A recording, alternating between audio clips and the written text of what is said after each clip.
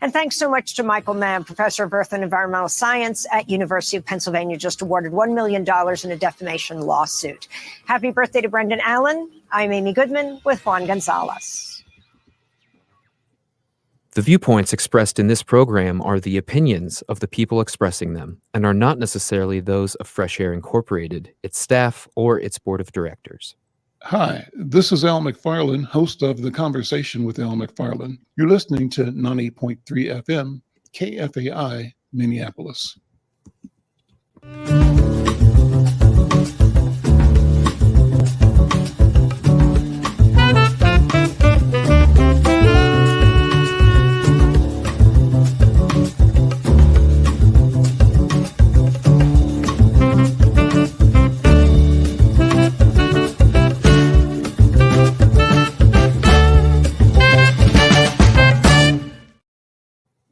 I'm Al McFarlane. Welcome to the Conversation with Al McFarlane. I'm glad to be here with you and glad to have you along as well.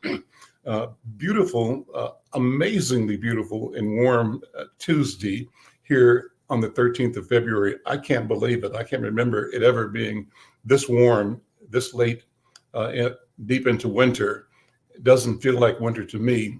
And I, for one, while I love winter and I love the revenue and businesses that benefit from winter, I also love not having the hassle of traffic and ice and cold and snow. So, this is a beautiful thing to me. Well, thank you for checking us out here at the Conversation. As you know, we're streaming live, not only broadcasting live on KFAI, we're streaming live to kfai.org. We're streaming live to Black Press USA, to Insight News YouTube channel, streaming live to Facebook, to Twitter, and to LinkedIn.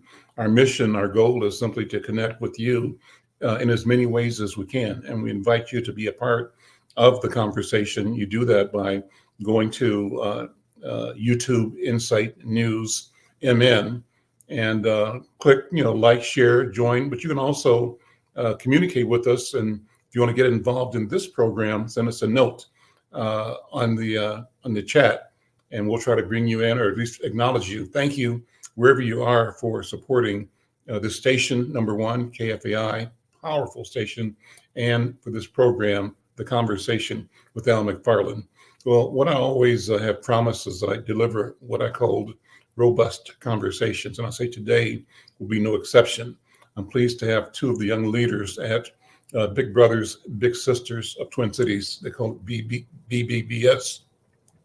And we're talking about mentorship, why it's important to the community, what it means to people individually, and who are the people that are looking to be mentored, and how can you, whether you're young or middle-aged or older, fit in and support the mission.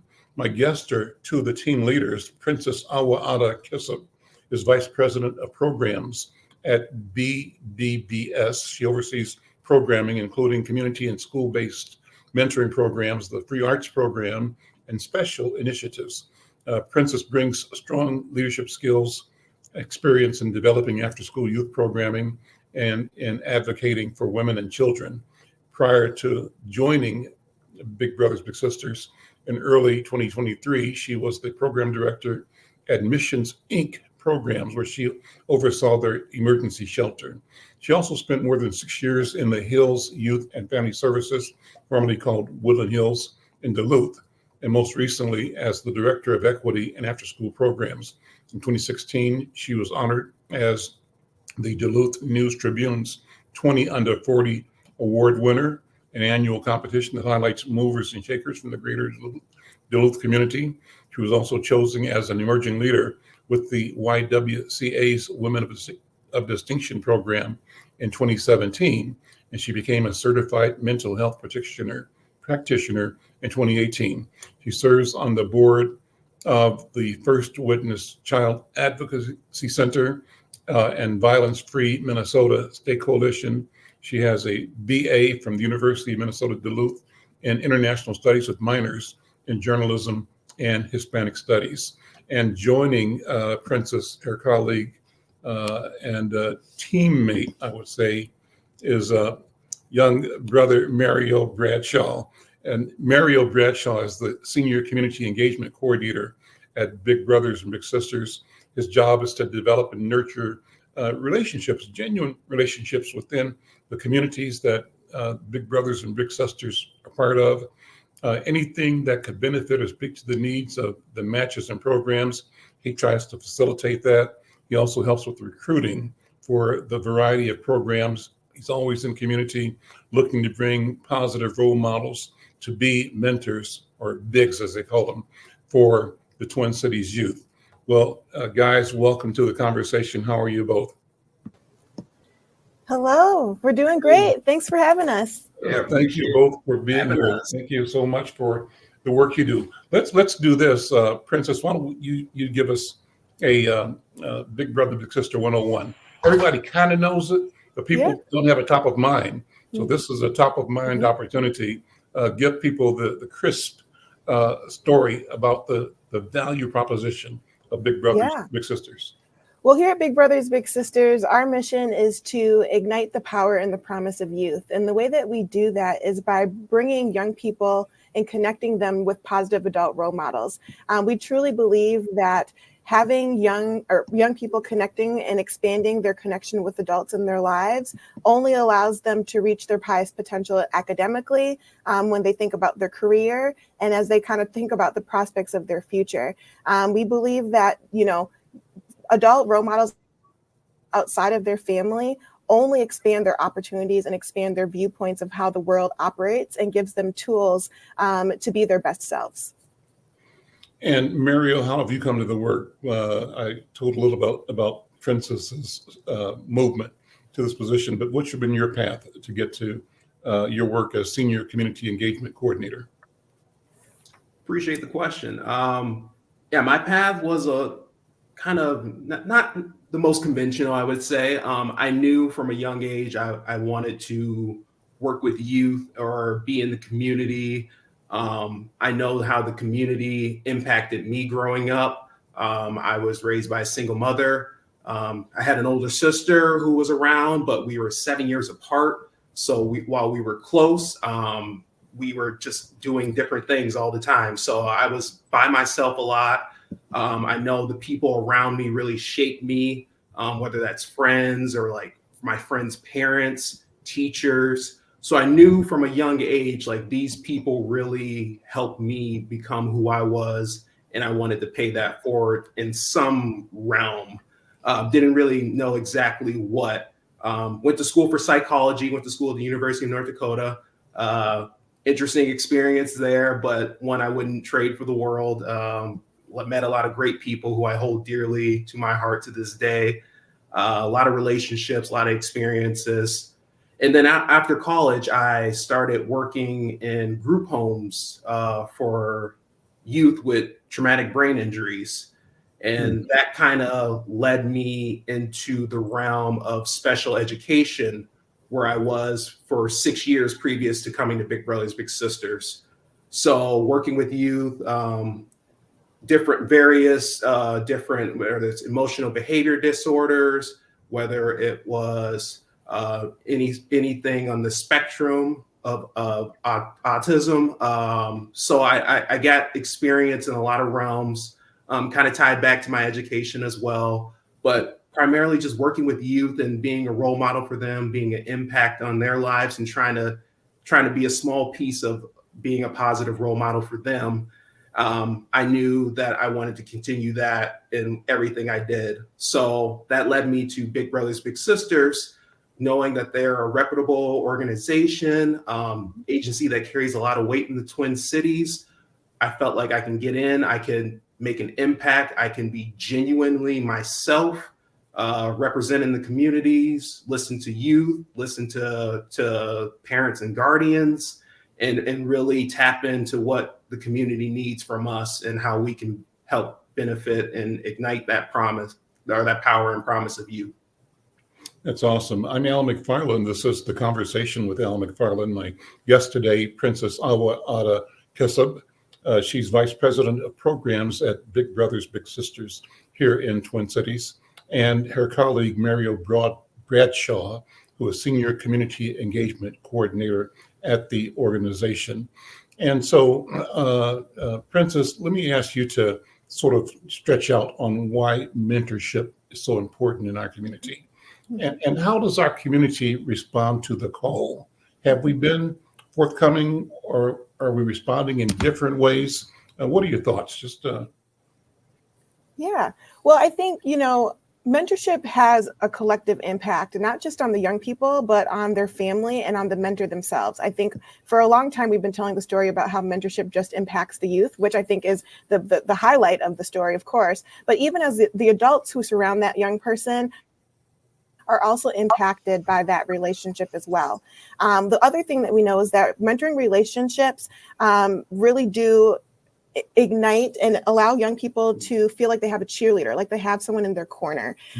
It's creating another safe space and a safe individual for them to connect with and to feel like they're being heard. And I think, in a world where there's a lot of people telling young people what's good and bad for them in their lives, a mentor is someone who is going to meet them where they are and be non-judgmental, as well as like sharing their personality and their personal desires. I always used to talk to young people about, it's not about what you know necessarily, which is still very important, but a lot of us can attribute our success to who we know and to that we've made. And so I really think that what mentorship really does is it really creates connections in a new way that's really intentional. Our team does a lot of incredible work to make sure that when we are matching young people with positive adult role models in the community, that it's beyond skin deep. A lot of folks are saying like, I want a mentor that looks like me. And I think that that's valuable. But I think the work that we really do on our end, and you can probably hear this from parents and caregivers who will say, wow, you all made a match. I couldn't have even imagined that. Like I couldn't believe you could find someone this perfect for my child or for the young person in my home, because we are really doing our best to really identify, what is this young person's aspirations? What are the challenges that their experiences? What are their unique experiences in life that they've had? And is there an adult who maybe shares some of that experience or who's willing to learn and walk alongside this child in their journey? We really do believe that the young people are experts in what they want to be, but they do need some guidance and support from the adults who've been on this earth a little bit longer. I'm Al McFarlane. This is the Conversation with Al McFarlane.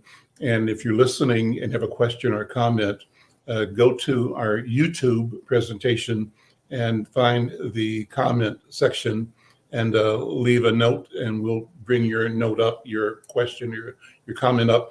Particularly interested if you have been mentored, or if you have been or are a mentor. Love to have you drop a note. And if we can, we'd love to get you on the program as well, just to bring your personal voice.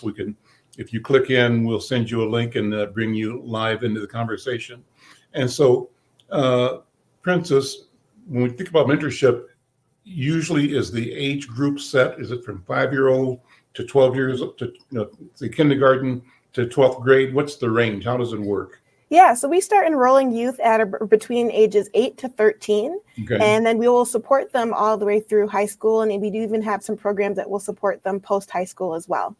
Is it likely that a kid, say 3rd grade, 4th grade, gets a mentor, and that mentor stays with her or with him through high school, or is it switch off? How does it work? Well, that kind of ebbs and flows, and we really do ask for at least a minimum of 1 year commitment to being a mentor, but we are seeing relationships that are lasting a lot longer, and we're trying to do our very best to figure out what is the trick, what's the secret sauce that really allows and strengthens relationships and allows them to last a really long time, because we know that is the ideal outcome. But at the same time, what we also know is that we want to make sure that there's sort of an arc to the story, and that we kind of have a beginning. We have our young people who are curious about some things, and their big or their mentor can support them with engaging in that, and when they've accomplished some goals together, when they've really built some connection, like we think that's success as well.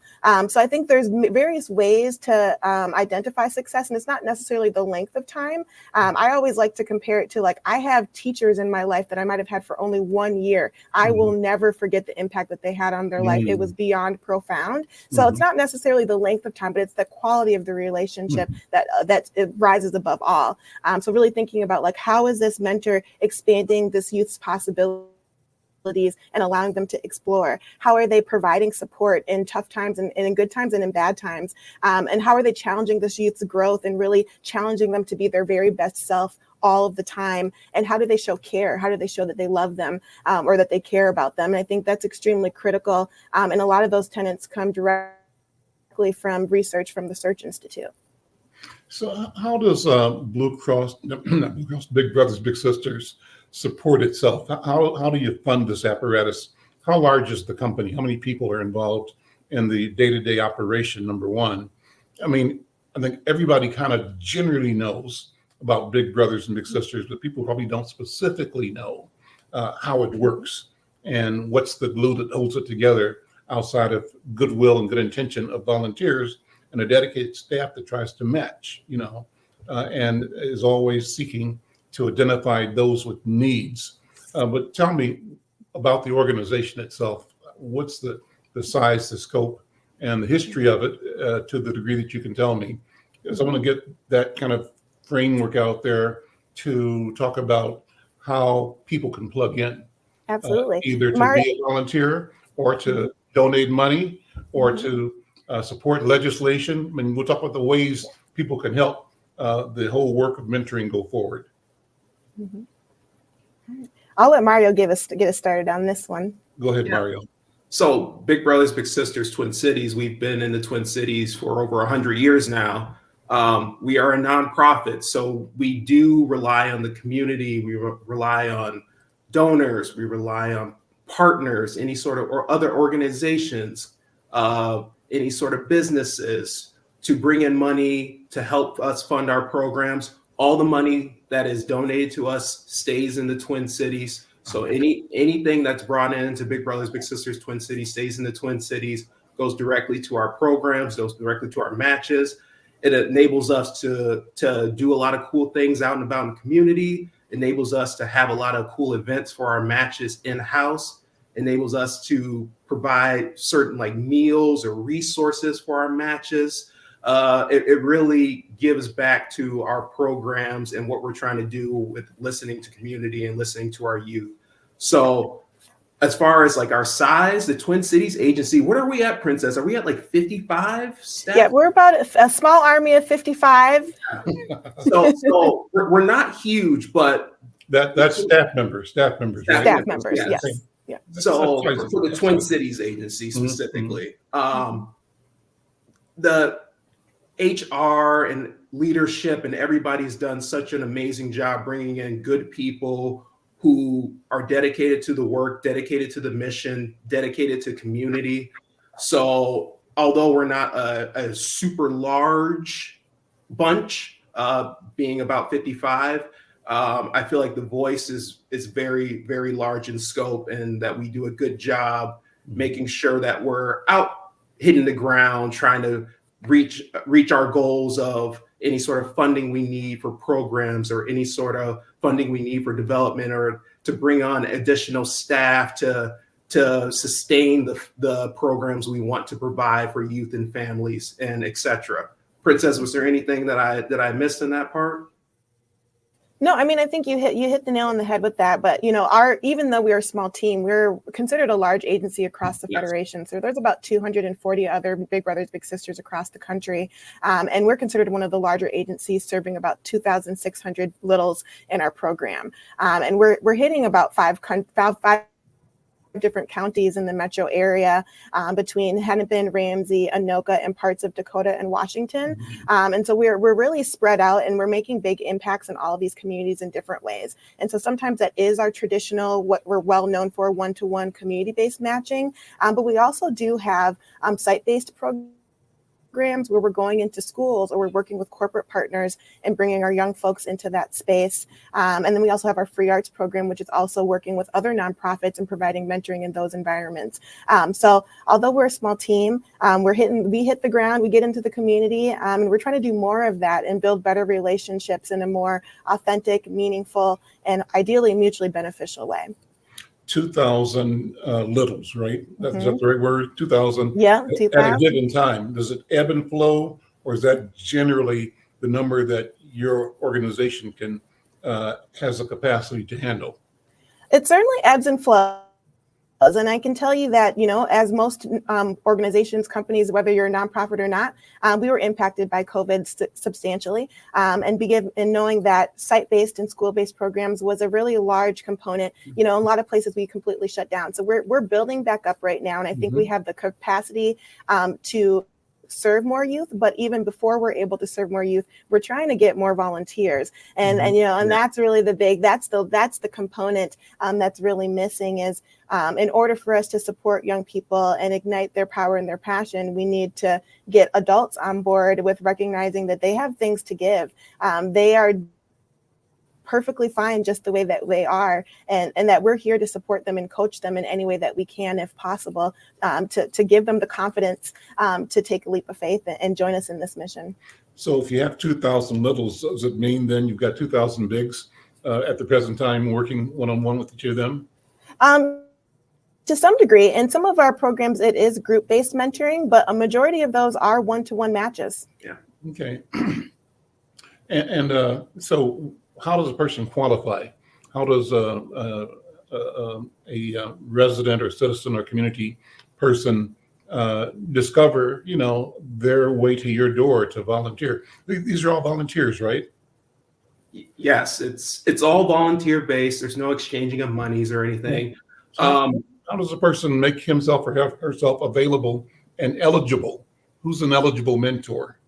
So, and eligible is a big word for me, because I think that you have the trust of families, the public trust, and dealing with young people. And I know that you all take that very, very, very seriously.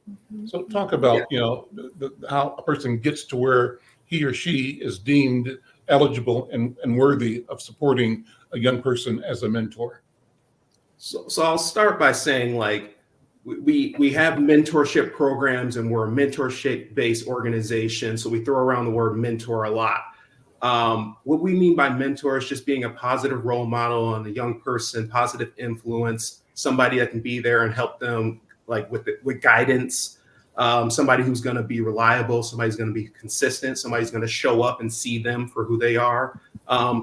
With that requirements, all we ask is that you come as yourself, as you're open and willing to learn and grow and have new experiences. We abide by our JEDI rules and our values. So justice, equity, diversity, and inclusion. So as long as you abide by those guidelines as well, that's part of the entry to get into the Big Brothers Big Sisters. But you don't need any sort of mentor experience at all. All we require is that you are adult, so 18 years or older for our programs, because you are going to be the adult role model or the person that parent guardian is not going to be around. So you'll be the adult in the relationship. Although you'll be interacting with parent guardian throughout the process and developing your own relationship with them, obviously, when dealing with youth. And then child safety is at the top of our priorities. We want to make sure that our kids are safe, that our youth are safe in our programs. So we do have a vetting process. We do have a process that we make sure that we get our reference, and then working with youth, you're going to have the background check just to make sure everything's lined up and everything's good. Again, you are often cases working one-on-one with these youth in the Twin Cities. So we want to make sure that parent guardians feel safe, that they're knowing their babies are out there and they're okay, and they're under the Big Brothers Big Sisters umbrella, and everything's taken care of. But besides that, we're trying to decrease these barriers to be part of our programs, trying to bring in more volunteers. We have over 500 kids waiting to be matched at this moment. So we're really trying to push the initiative to come as you are. You don't need experience. Mentor can be a daunting word, but if you can be a positive role model on a young person, then you are welcome in our doors. So we're just trying to push that narrative forward so we can get more volunteers for these great youth who are waiting to be part of our programs. So you're looking for 500 people right now. Yes. We would take more. And you the perfect time, because we will take more than that. And you caught us in the right time, because we're in the midst of our big recruit. And so we're trying to really activate the community to see that there's a need right now to really, consider and be invited into our space to consider what it means to be a mentor. And I think, Mario did a good job speaking to, like, there's kind of two aspects. There's like the social component, but then there's all the logistical pieces, and so like it takes time and there's a process, and you have an application, we have reference checks, we do interviews, we're checking where you worked, we're connecting with people in your life to make sure that you are who you say you are. We're providing you with lots of training up front. And so you have to have the time to commit to a lot of that to be ready to like step into this role. But then on the social side, as Mario referred to, it's like our Jedi values are extremely important to us. And so we again, we'll provide some coaching around those pieces. Like, what does it mean to be justice oriented? What does it mean in your mentoring relationship to share equity, and to embrace diversity, and to be inclusive? And we want to make sure that we're facilitating those types of conversations, even at the onset of becoming a mentor. That's a cool term, Jedi values. Who coined that? Where'd that come from? I haven't heard it before, but that's from our national office. Well, kudos to them. That's a great way to characterize and summarize mission and values for the organization, because it rings. That's really cool. I'm Al McFarlane. This is the Conversation with Al McFarlane. I'm talking with Princess Awa-Ada Kisob, say the right name, say it the right way, and also Mario Bradshaw. And they're officers, managers at Big Brother, Big Sister of Minnesota. I don't know why I want to say Blue Cross Blue Shield. So another great organization, obviously. Yes. But BBS, Big Brothers, Big Sisters of Twin Cities. Princess Vice President of Programs, and Brother Mario is doing the community outreach, community engagement for the organization. Let me ask you to sort of both tell your personal stories. What does mentoring mean to you personally, Princess? Are there stories you want to share that sort of reflect, the impact that mentoring has on your life, and how you've had impact on other lives as a mentor, or even managing the process? Yeah, I mean, mentoring and mentorship is kind of a cornerstone of who I am. I'm actually a former little of this very program. So I literally experienced the benefits of what it means to be a little and to have a big, and the value that adds to your life. I also believe that mentors in various stages of your life are critical to your development. So whether that's a coach, whether that's a teacher, whether that is an advisor in college or wherever, a colleague, a supervisor, a boss, I think mentors can take many shapes or forms. And I think I like to encourage people to think about, where are all those places that you have informally mentored somebody, because a lot of folks assume that they don't have that skill, but I think it all shows up in us in some way, shape, or form, one way or another.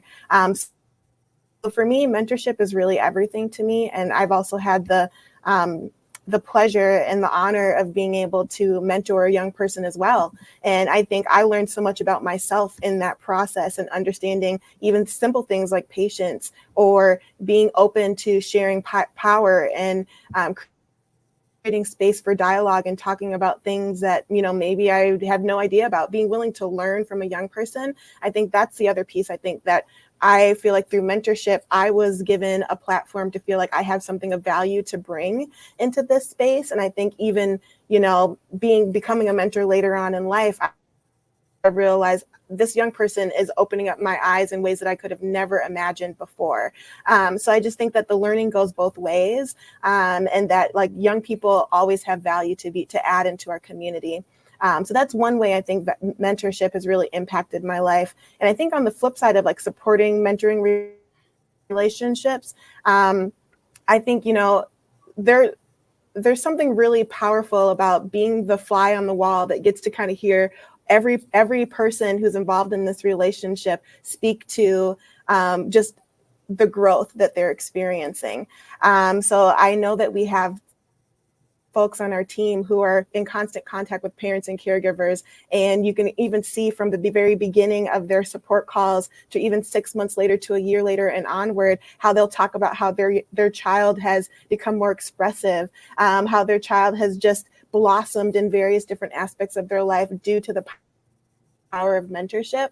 And so I really do believe in it. And I think that it's incredible. And I think for me, having grown up in a single parent household, it was just really great to have another outlet, another individual who could show me different experiences or different ways and walks of life, or allow me to explore new things, or help me with my homework, or help me with my reading, whatever that might be, because different folks have different ways that they can show you the very same thing, with the same outcome, but a different route. And I think that's what's really important too, when I think about what young people deserve, is to see that there's more than one way to do one thing. There's more than one way to do anything, Mario, what about you? What has mentoring meant to you? What does it mean to you personally? Are there stories that sort of show how either you've been impacted, or how your work is impacting other children or families? Yeah. So, as I touched on a little bit earlier, raised in a single parent household. So I had my mom and my sister there, and they were great support and positive role models. I still ask them advice to this day, still close to this day.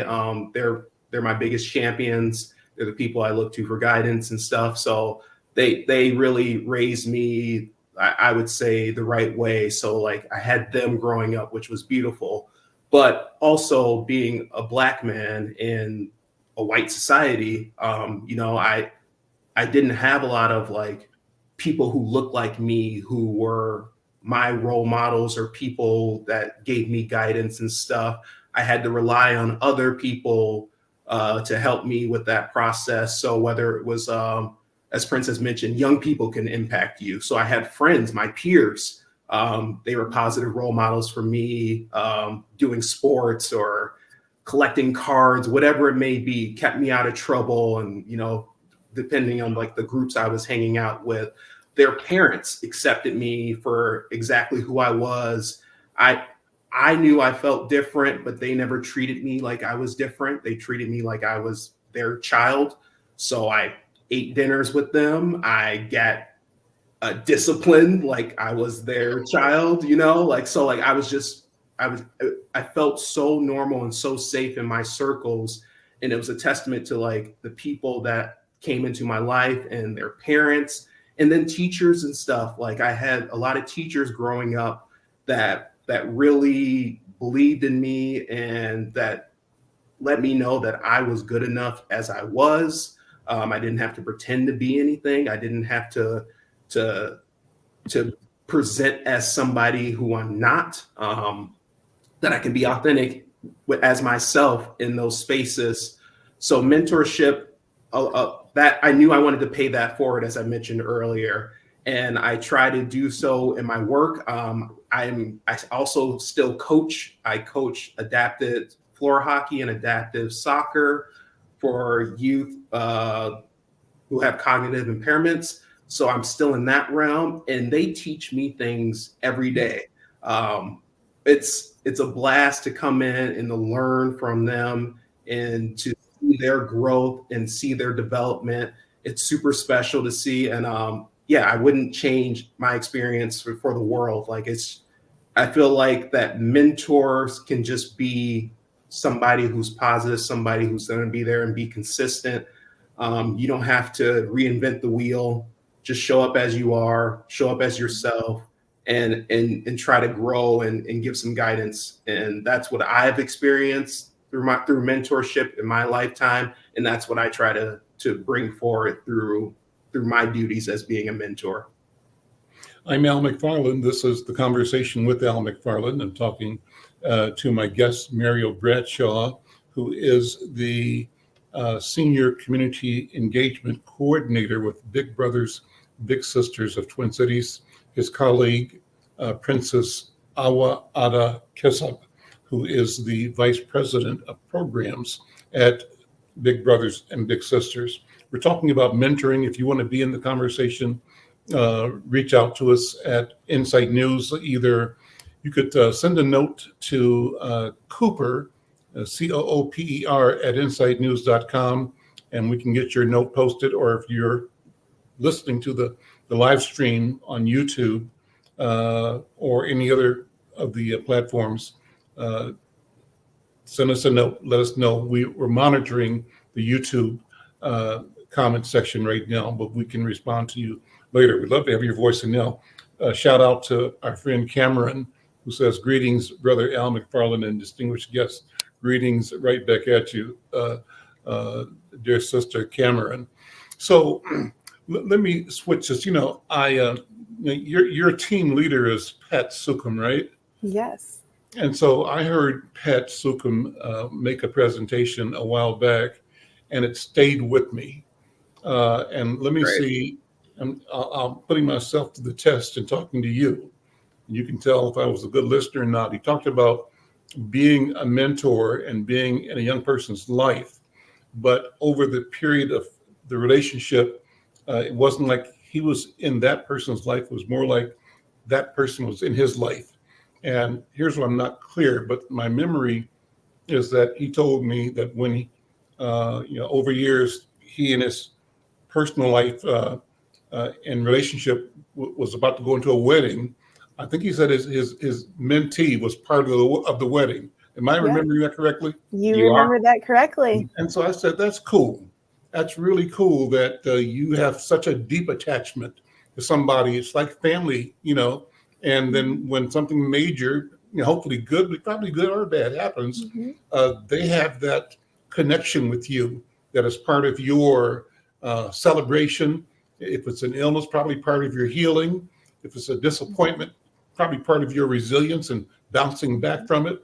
But that's the value of connecting. And it was just clear in the story he told. And you all are telling variations of the same story. And I say this to say that when you tell a story, people remember. And I just remember it now that Pat talked about being a mentor and how deeply he was involved. And I was so impressed with it. And you all are saying the same thing. So you said you got 500 people, 500 young people on the wait list. How does that wait list grow? And is that the universe of people who need mentoring? How big is the challenge? And therefore, how great of an opportunity is there for community to respond, to rally, to know that community can bring the solution that young people seek? What do you think, Princess? Well, yeah, I think that, 500, I'm sure there's more. If it were up to me, I think everyone deserves a mentor. Everyone could benefit from any sort of a role model or some support or a friend, honestly. If we get down to the heart of it, it's a friend, right? We could all use a friend that can support us through challenging situations. But I think our 500 waitlist folks and folks that are waiting right now come to us through word of mouth. That's one of the ways that people hear about our program because their parent or the parent or caregiver themselves was a former little in the program, and they had such a phenomenal experience that they want to allow their children to embark on that same or similar journey. We also find out that we get referrals from teachers, from schools, from social workers, from therapists who might recommend that a young person can really benefit from a mentor in their life. Because we know that mentorship really does impact the way a young person sees themselves, but also sees the world full of possibility.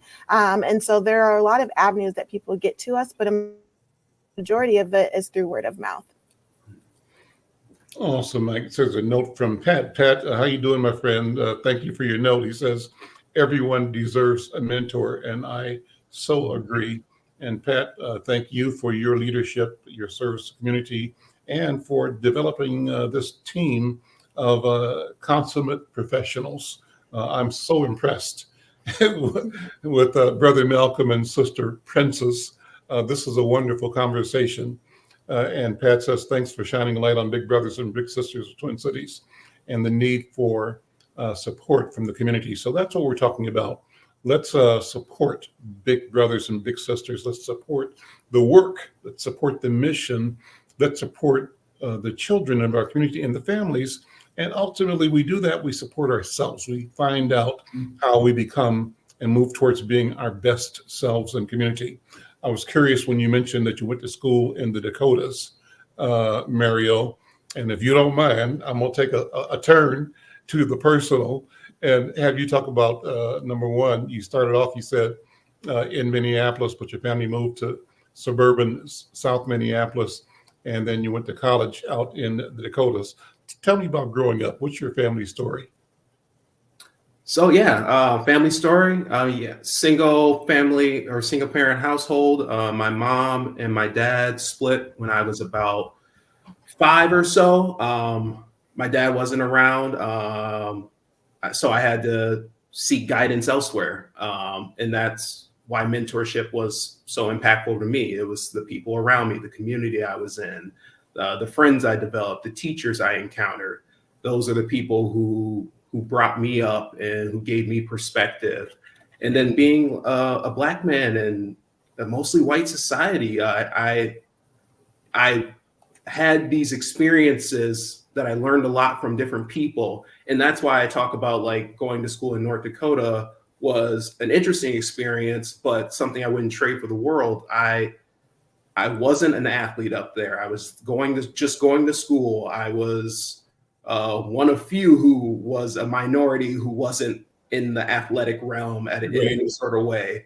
But I met people that like graduated from classes of 5, something I couldn't fathom being from the Twin Cities area. Mm-hmm. So like different cultures and different experiences, different life lessons.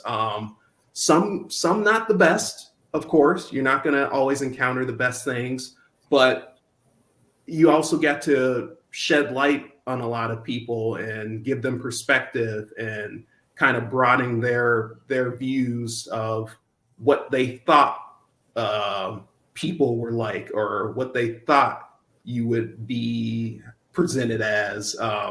So to kind of open up people's perspectives and to educate people.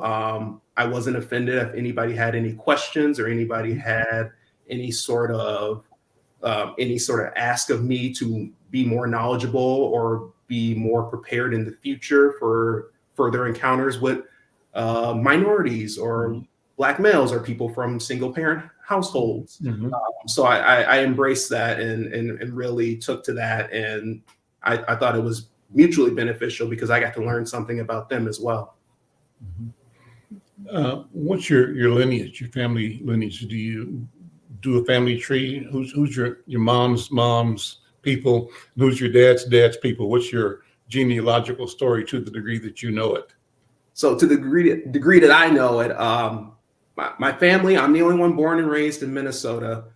All my other family is from Saginaw, Michigan. I wasn't close to a lot of my dad's side of the family after my mom and him split, but I stayed close with my grandma. She was biracial, so I have like that lineage on that side. And then my mom's mom, my grandma, she was so the biracial side of your mom. You familiar with the white side or the Black side of her family? So both. Okay. Again, I wasn't super close with them, and they were in Saginaw too, so that was a trip. But like every time I would go to Michigan to visit, I would make sure to stop by my grandma's side and my dad's side, to touch base, and I kept in touch with her until she passed about a decade ago. Mm-hmm. And then my mom's mom, I was close with, but she passed unfortunately when I was like 7 years old. Wow. So I lost my grandparents pretty early. So that part of me was something I didn't get to experience, and something I was kind of jealous about, like my friends growing up, their grandparents were heavily involved and they got to experience that and stuff. And I kind of felt like, hey, I didn't grow up with a dad. I didn't have grandparents. So I felt like I missed some pieces there. But through the relationships I built and through the mentorship that came my way from various situations, I felt like that I got those valuable pieces from elsewhere. Princess, your story. What's your family story? What's your lineage? Yeah. I love your name, Princess. I got my screen small here. I'm reading it, so I read it properly. Princess Awa-Ada Kisob. Yeah, beautiful name. Thank you all so much. So my family and I am from Cameroon. I was born here in Minneapolis, Minnesota, but my lineage is I'm Cameroonian. So I am the child of two immigrants, two individuals who came to this country seeking a different life, different opportunities than what they would have had otherwise. And so my name, Awa means princess, and Ada means first daughter. And I feel like sometimes, growing up, part of my mom's, I think, desire to link me with a mentor was because there were things about this world, about this country, about this space that she didn't necessarily have all the answers to or didn't necessarily know. And I think when I, shared earlier about how young people have the power of teaching, young people have the power of being educators, that was really prevalent in my household, because there were things that as I was learning, I'm teaching that to my mom and vice versa. We're growing together in this space. And so, yeah, my family, I have a very large extended family here in Minnesota and in the United States. Although I am an only child, so I was just raised just my mother and I, but I grew up with a lot of cousins, a lot of aunts, a lot of uncles. Here or home in Africa? Here in the Twin Cities. Yeah, okay. Here in the Twin Cities. Lots of folks is there a fairly large Cameroonian community here? Yes, there is. Yeah. Okay. So yeah, grew up really being able to be steeped in what that culture really looks like, what that means. And so I was able to learn a lot of those traditions along the way. I'm probably missing a lot of things that I could share about my family lineage, but I feel honored to have that connection and to that tie. And I'm grateful for the opportunity to be able to share that. I appreciate, how far science and technology has come, where, my brothers and sisters here can say, I've traced my lineage back to Cameroon or other, West African or Central African countries. And it's an opportunity for us to continue to grow and learn from one another. I think that I have had the blessing of being connected to a lot of friends who really, ingratiated me with a lot of what American culture means. What does that look like, because I had my culture in my household, but I had my culture at school. And I think all of those pieces are in community, and all of those pieces made me who I am today. Tell me about your visits home to Cameroon. Yeah. Well, my first one, I was a little too young, so I can't speak to that. But I think one of my most memorable visits to Cameroon was when I was about maybe 7 or 8 years old. It was shortly after the passing of my grandfather. And so it was a really big deal. So almost all my family, we went back home and we stayed for a while. And I even enrolled in school there.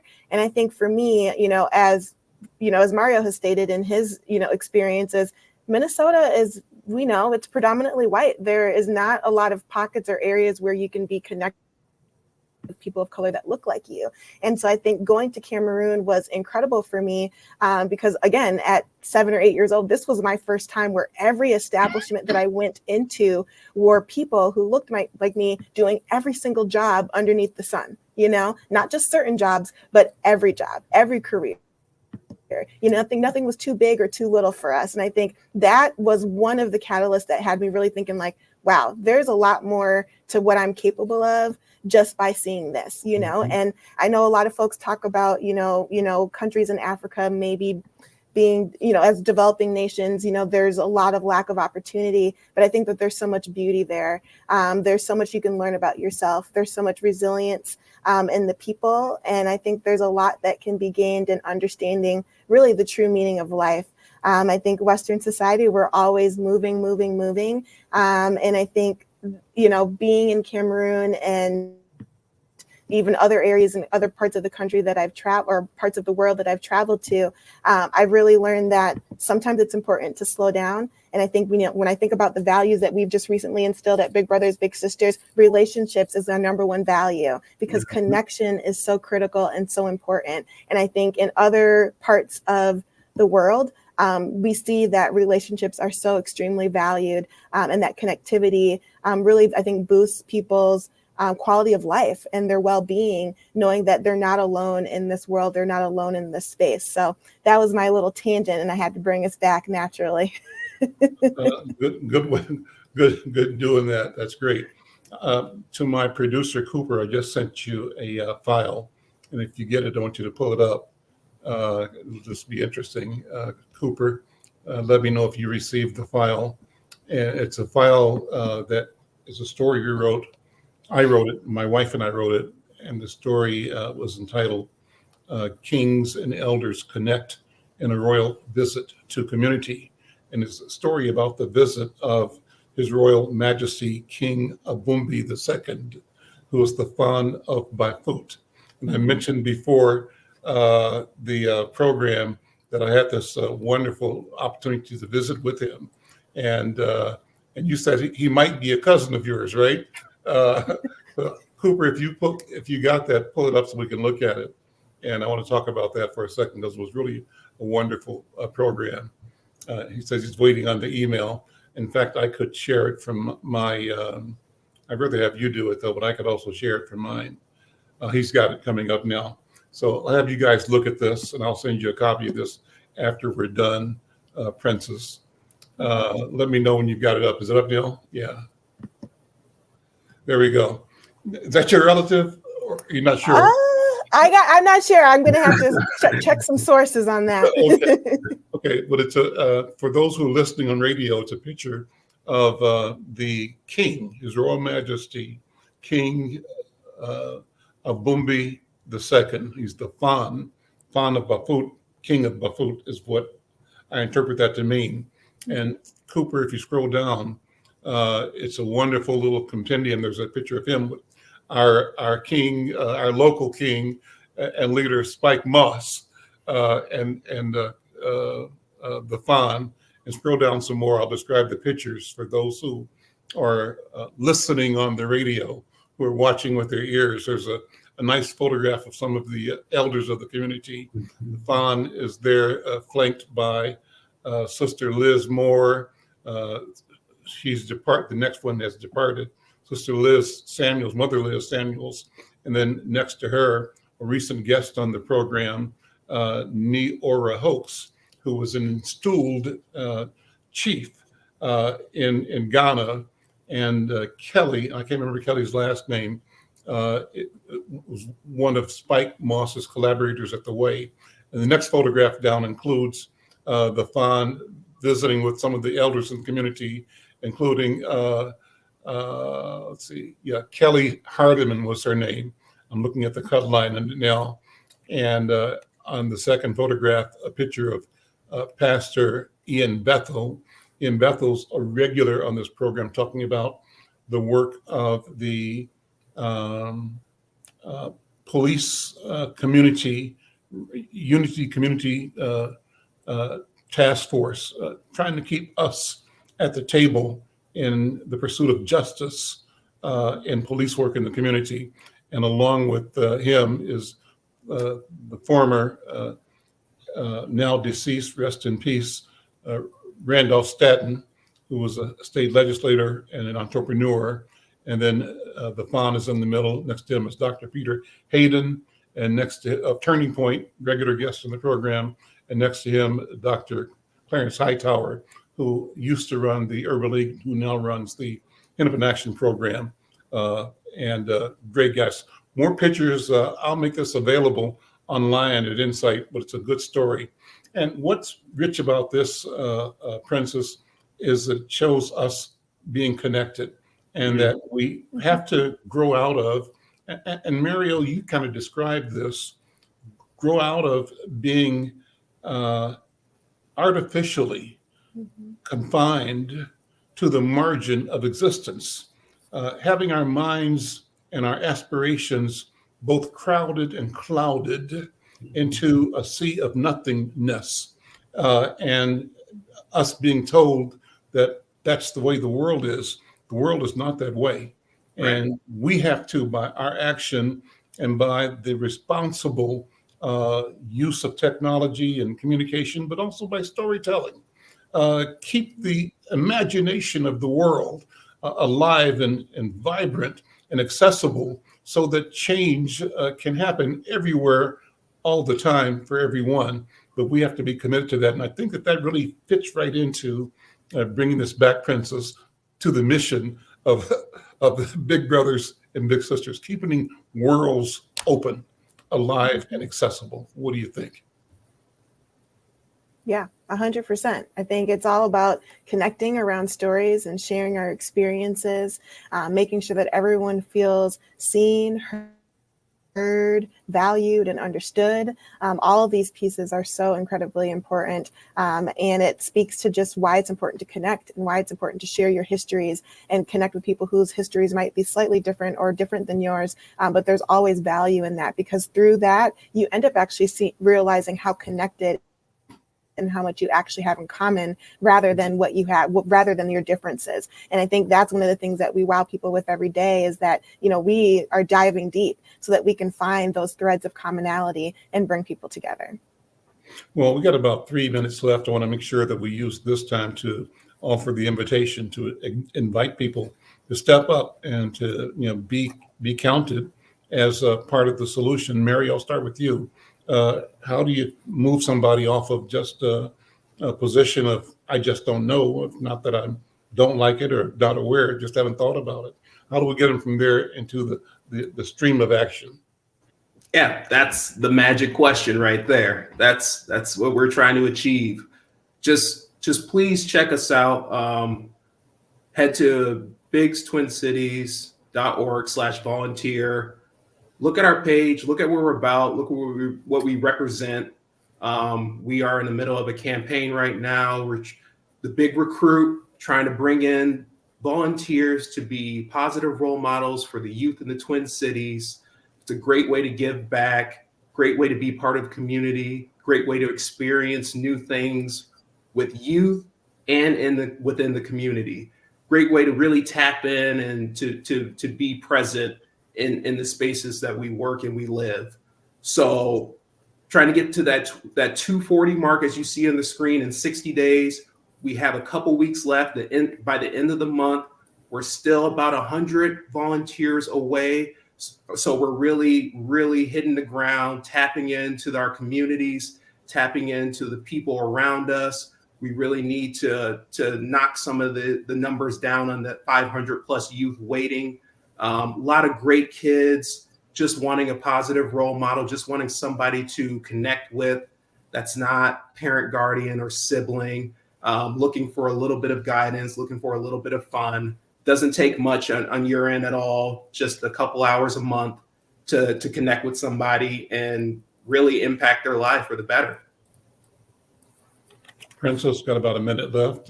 Final thoughts? Well, yeah, I just encourage everyone, if you're curious and you don't know, just stop by. We're right. I encourage you and I invite you to come into our office, come into our space, talk to staff. We have lots of opportunities to engage with folks who are already bigs. If you just want to pick their brain about what does it actually feel like, or was it, because everyone's nervous the first time for the most part. So sometimes it's just kind of just making sure that your feelings are okay and that they're normal and they're valid, because the reality is it is an investment. It is nerve wracking, but it's totally worth it. And I can say it, Mario and I can say it all we want, but I think it's even best when it's heard from the source. And so I'd love to invite folks to come to our big socials. So these are curated events specifically where current bigs, take some time out of their schedule to sit down and have panel discussions or just informal discussions with prospective bigs, people who are thinking about getting their toes wet and, dabbling in a little bit of mentoring, and they can hear right from the source a little bit about what that looks like. So yeah, I certainly encourage folks to check out our big socials. I know we'll be having a big brunch coming on. Maybe Mario, you can remind me of what date that is. But if you like some food, we always have food. We always have a good time. And I would be so thrilled to meet some new folks. Well, listen, guys, thank you so much for being here. Thank you for your story, your voice, for sharing your experiences. Thank you for what you do. And thank you for the organization that you support and that you work for. The work that you do with big brothers and big sisters of Twin Cities. One last question. What's the balance? Do you need more big brothers, more big sisters, more of both? How does it show up? Mm-hmm. Well, we definitely need more big brothers. Okay. And we especially want more big brothers of color. The women are showing up. Men are not. The women are showing up. Which is okay. So, brothers, it's on you. Mario, okay. Step up. We got to step up. We got some work to do. That's Thanks, right. guys. Yeah. We'll see you later. Take care. Bye-bye. Thanks, Mr. Thank McFarlane. you. Appreciate it. Bye-bye.